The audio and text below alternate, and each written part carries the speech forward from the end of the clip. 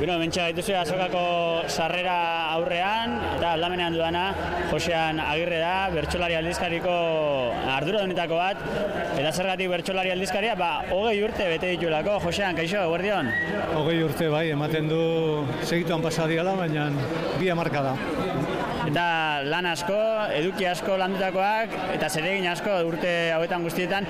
Irakurri duzuen horri aldean, pixka zuen filosofia dela, bertsolaria eta bertsozalea, pixkat biak uztartu 2 mundu omen direlako, ez?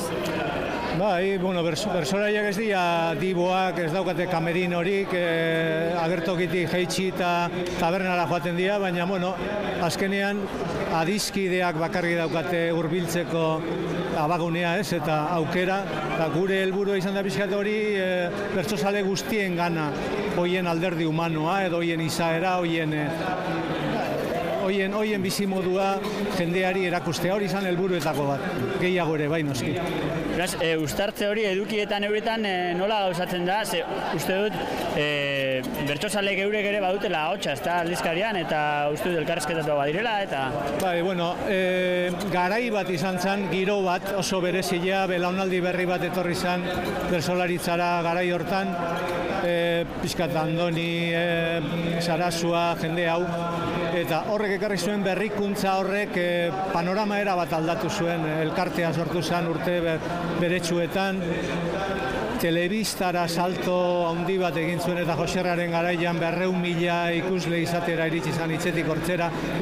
Giro hortan sortu zen eta gero egondan gogoetzaren berri eta bertsolaritzaren inguruan emandian hainbat ekimenen berri eman da gure aldizkarian. Bueno, eta orain arte ez dut erakutsi ez egit ikusi den orain arte kameran, hementxe dago aurreneko alea, 1991ko maiatzean atera zen bertsolari aldizkariaren aurreneko alea, eta uste dut sakon jorratzen dituzuela gaiak, baina gai arinagoak ere izaten direla, irudiari garrantzia ematen dituzuela hitzari beste.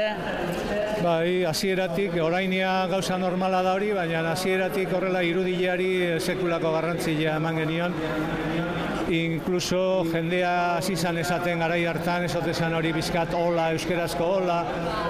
Iritsi ginean inkluso prensa mota horrekin olako keinu batzuk egitera katxondeoan, egainaren seme bat atera genuen hemen jaio bezain pronto, jaio ondoren erakusten, egin genituen hola reportaje batzuk mugan zeudenak, baina, bueno, pizkat izan da beti seriotasuna, elkarteek eta erakundeek ohitura izaten dute beti gauza zurrunak eta solemneak egiteko.